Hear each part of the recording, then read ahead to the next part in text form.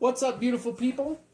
Brett here, Nitro RC Life, and thank you to SLC Nitro for letting us take home your engine so we can make a video on it.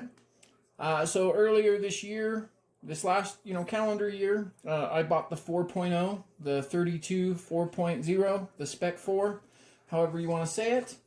SLC Nitro has purchased the 4.1. He wanted the better carb. It's got the 3 needle carb, and then because it's going on a Savage, he also purchased the back plate and one-way bearing to convert it to pull start. So super cool. One more shout out to SLC Nitro. Thanks, brother, for letting me check out your engine. I know it's hard to give it to me for a week before putting it on your vehicle. Let me turn on my other light. Yeah, that's way better. But yeah, so thanks again, Jeffrey, for letting me borrow your engine to do this.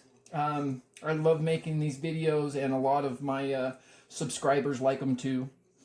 Okay, so let's peel the sticker. Let's just take a look at it. I mean, it's just a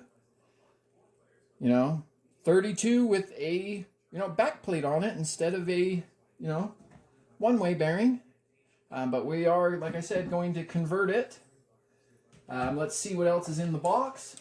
So it's looking like it came with a 8.5 Venturi, a 7.5 Venturi. I'm guessing there's no Venturi in it now. Guessing it's just going to be empty. Oh, there is one. Oh, it came with a 9. So it came with the biggest one installed. Wow, that's cool. Here, we're just gonna leave that off for now. It did come with a collet, and it appears to be one of the thinner ones. So for like a Traxxas or a Savage, this should work for the Savage, no problem. We got our instruction manual. Bunch of bullshit. No one cares about that. And, oh, 2 different sets of stickers in this engine. Nice. Jeff, you gotta let me take one of these ones, dude. I want one of those ones, those blue ones. Not the big one, but that one. You gotta let me take one. I'll just cut it out. But I'll wait for your okay first, of course. We are going to be making 2 separate videos. I am going to compare this side by side with the 4.0, so we can 100% see the differences between the 4.0 and the 4.1.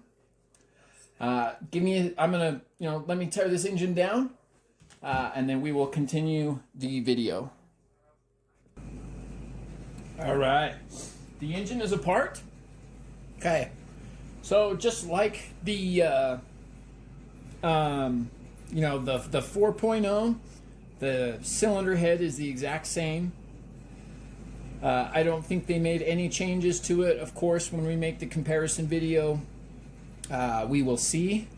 But it's just your standard lightened. This does appear to be a CNC'd cooling head. I don't see any lines from a casting. So I would think that this was made from one single block of aluminum. Really nice, really strong. The ones that aren't cast, when they're CNC like this, they're super durable. They don't really crack like the force heads like to crack. Okay, so nothing fancy there. So our engine block, it appears to be the same. We got a B22, no other numbers. 32X Tech, no movement in the bearing. Yeah. I don't see any writing on the bearing either. Hang on, let me look at that real quick. Okay, so it is just a single shielded bearing in there. They went with a rubber shield. Of course, it'll help hold in the oil, but, nothing's perfect. I mean, it is what it is. But I hope you guys can see it. Hopefully that light is a little better. As far as inside the block, I mean, everything looks really good. I'm not seeing any metal shavings like I did in mine. In my 4.0, I found metal shavings. In this one, all I'm seeing is oil. Haven't found any metal shavings, which is exactly why you always want to tear them apart and take a look at them.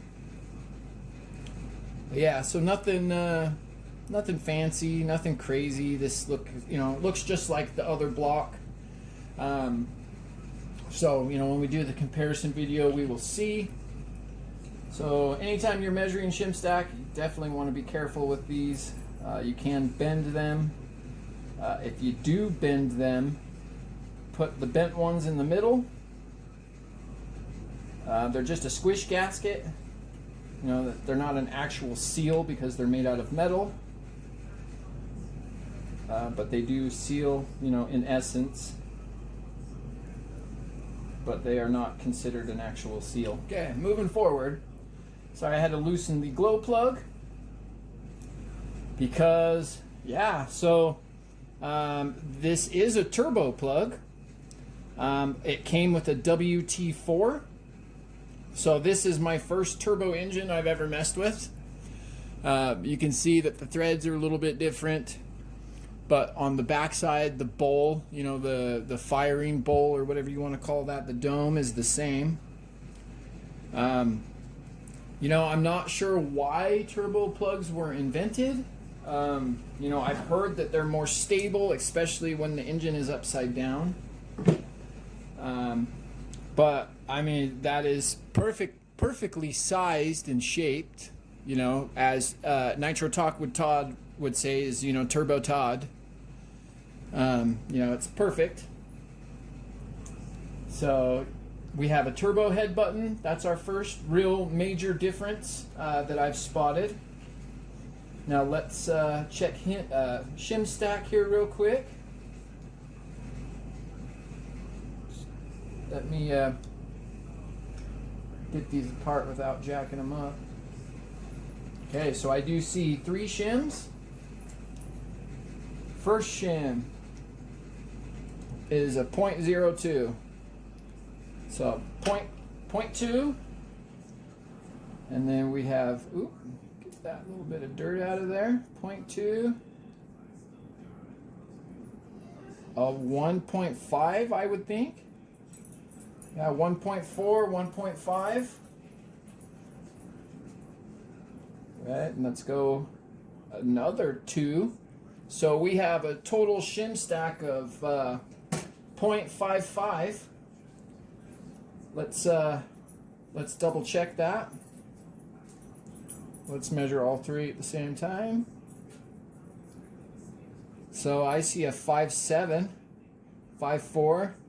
So yeah, I would go with 0.55. I think that's actually quite a bit of head shimming. But since it's a 32 and it's going to be ran on 30%, I'm guessing that that's probably going to be on the low side of a shim stack with 30%. I'm sure it'll still run fine. Okay. Let's see here. Let's check out the back plate. So it comes with a regular non-pull start back plate. Right? It's got the groove for the crank, which is awesome because you don't need to replace the crank to make it pull start. I'm glad they thought that through. But yeah, so just a standard, nothing fancy, non-interference. See, non-interference. Right? And then we can look at our pull start back plate, right? Got our one-way bearing, brand new starter shaft. So this plate does have an insert.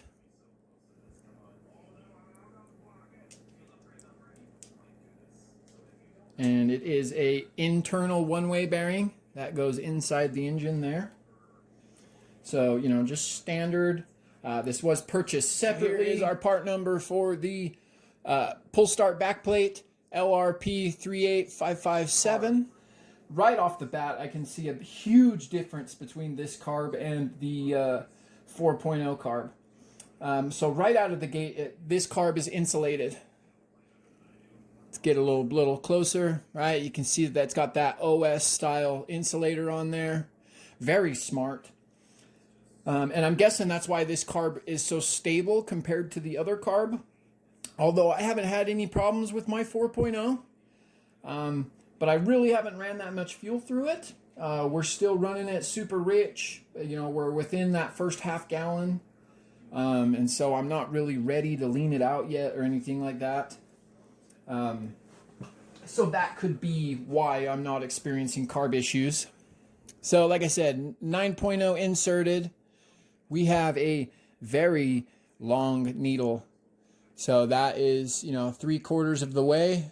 There we go. 3/4 of the carb. So it's not a super long needle. It's a mid needle, but a longer mid needle, which ease of tuning. This thing's going to tune easy and great. You know, especially with that insulator. It is a 3 needle, and it looks like that mid needle is set just flush there. Maybe it's sticking out just an RCH. So we'll see how that tunes, you know, when we get there. It's looking like the factory settings are just flush, flush, and flush for all 3 spots. It is a 3 needle SH style. Did come with a new ball, which is super awesome, you know, especially like if you're putting it on a Savage, getting a new ball is amazing. So this is awesome. Okay. And it did come with engine caps. All of the engine was capped everywhere, so no dust can get inside. Super cool. Okay, so let's take a look at our crank. So I have a way to time engines. I just haven't really started doing it. I know that that's what's really setting apart like Tasty B and King's Racing's engine videos is the timing. People like to see that. And I would like to get into it. Like I said, I bought the timing wheel and all the stuff. I just really need to like actually learn how to time the engine to release a proper timing video. Which I'll get with Tasty B or King's and talk to those guys and try to get it figured out. And, you know, like I said, I have the stuff. I just need to start doing it. But very beautiful crank. I do believe that this is the exact same crank that's in the 4.0. If I recall correctly, this looks the exact same. It's been a while since I've looked in that engine. But we got our 3 fangs. We got our shark fin that's cut and, you know, carved, balanced. Really big induction window. I mean, it's sharp. It's big. It's beautiful. Just look at how much air is going to come through that crank. I mean, this thing's going to move some serious air. Let's look at our piston first. I find pistons are a little more interesting in my eyes. Let me wipe this oil off. Let's get her clean so she don't shine too much for the camera. Right? As the Bug 404 would say, I just ruined my engine because I used a paper towel on it. So, or, you know, Paper Towel Boy, which is, you know, I never got that from his channel, but whatever, you know. One day I'm sure he'll explain it to me. Anyway, so it's got a number 2 on it. Focus. We have a number 2, flat top, 3 rings, very, very beefy connecting rod. It's very knife edged. I mean, it's a very, very beautifully cut rod. So this is definitely a cast piston. I'm not sure how well you guys can see that in there. Let me try to get it. You can definitely see that it's cast. The release agent that they use for the molds puts little dots all over them. Like I said, I don't know how well. Let's see how well it can come through here. See those little dots? Those aren't pitting. That's the release agent tarnishing the metal. The piston is drilled for relief. That's a Force trait. Force is the first manufacturer to do that, and every manufacturer has followed suit to kind of lighten the piston a little bit. But yeah, very, very nice. You know, no movement. This was an absolute beast to get off the crank when it was all put together. I mean, this connection right here is just ridiculously tight and perfect. There's very little wiggle even with the brand new engine.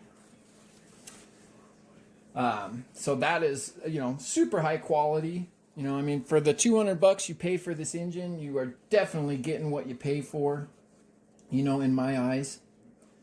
I feel like these engines are definitely worth the price tag. So let's, we'll check out the sleeve. Let me feel for burrs. So there is a little bit right there on that corner. And a little teeny, no. Maybe that's just me cramming. No, there is. Yeah, there's a little edge right there on this port. So let's start at the induction. So here is our primary induction port, nice and wide, not very tall. So this, you know, port open and closed is very quick. Very, very quick. I would expect these windows to be a lot taller, especially being a 32, but it's not. So we got our induction. Here's our Schnurley and bypass. So this helps relieve air underneath the piston so it can return down quicker. And then as that's returning down, that's forcing air, which pushes into the port, right? So that helps feed the port. It is fanged, not a super tall fang or anything like that, but it is fanged.